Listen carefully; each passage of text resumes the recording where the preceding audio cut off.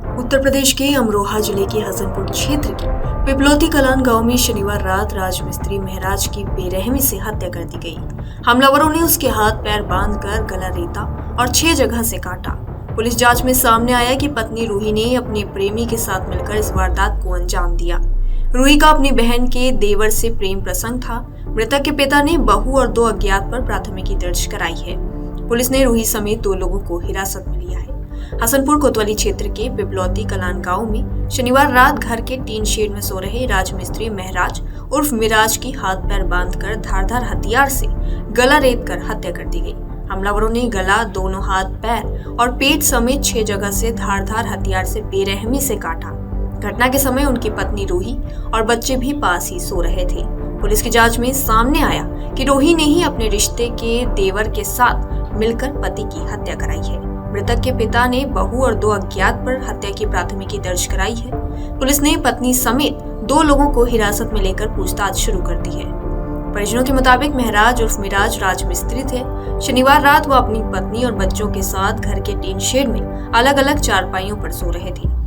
रविवार सुबह जब उनके पिता मोमीन पहुंचे तो महराज को खून से लथपथ पड़ा देखा। उसके हाथ पैर बंधे थे और गर्दन पर गहरे घाव थे।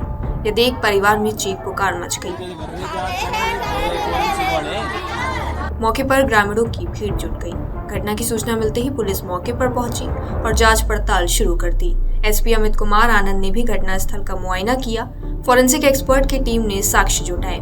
एसपी ने बताया कि महराज की पत्नी रूही का अपनी बहन के देवर के साथ प्रेम प्रसंग चल रहा है, इसलिए रूही महराज के साथ रहने को तैयार नहीं थी। पूछताछ के दौरान सामने आया कि रूही ने अपने प्रेमी के साथ मिलकर हत्या की है। एक अन्य आरोपी के घटना में शामिल होने की बात भी सामने आ रही है। महराज की जिस तरह से हत्या हुई है उससे इस तरफ भी इशारा होता है कि उसकी हत्या से पहले उसे बेहोश किया गया होगा।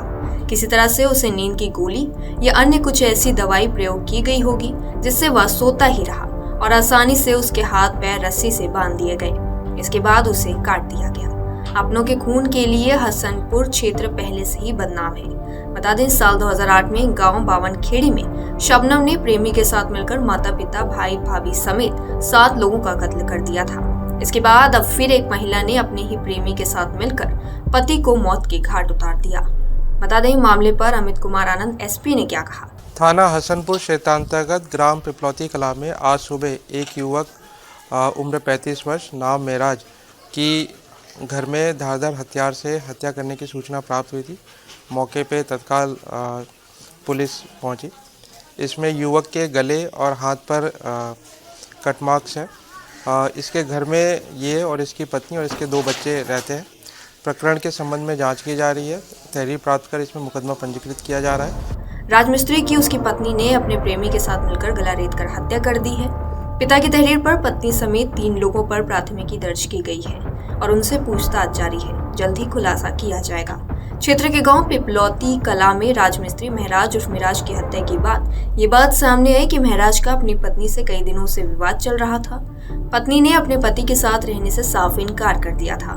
मृतक महराज की चाची इस्तिकीन के अनुसार पति पत्नी के बीच विवाद की चिंगारी 21 मार्च यानी ईद के दिन सुलगी थी। उसके बाद से दोनों के बीच सुलह नहीं हो सकी।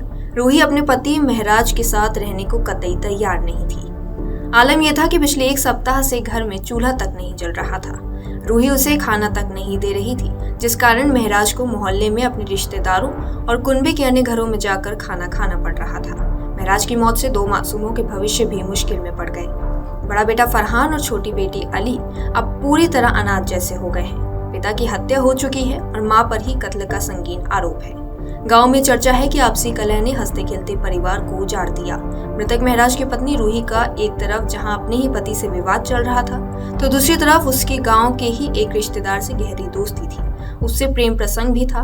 वह रिश्ते में उसका देवर लगता है। चर्चा ये भी है कि रूही उस रिश्तेदार से ही शादी करना चाहती थी। पुलिस ने उस रिश्तेदार को भी हिरासत में ले लिया है। शनिवार की रात गांव पिपलौती कला में माहौल उत्सव का था। गांव में अलग अलग स्थानों पर 3 शादी समारोह चल रहे थे। देर रात तक डीजे की तेज आवाजें गूंजती रही। आशंका जताई जा रही है कि हत्या के वक्त जब महराज ने जान बचाने के लिए संघर्ष किया होगा या चिल्लाया होगा तो उसकी आवाजें डीजे के शोर में दब गई होंगी। घटना का सबसे हृदय विदारक पहलू ये रहा कि जिस चारपाई पर महराज का गला रेता गया उसी पर उसका 5 वर्षीय बड़ा बेटा फरहान भी सो रहा था।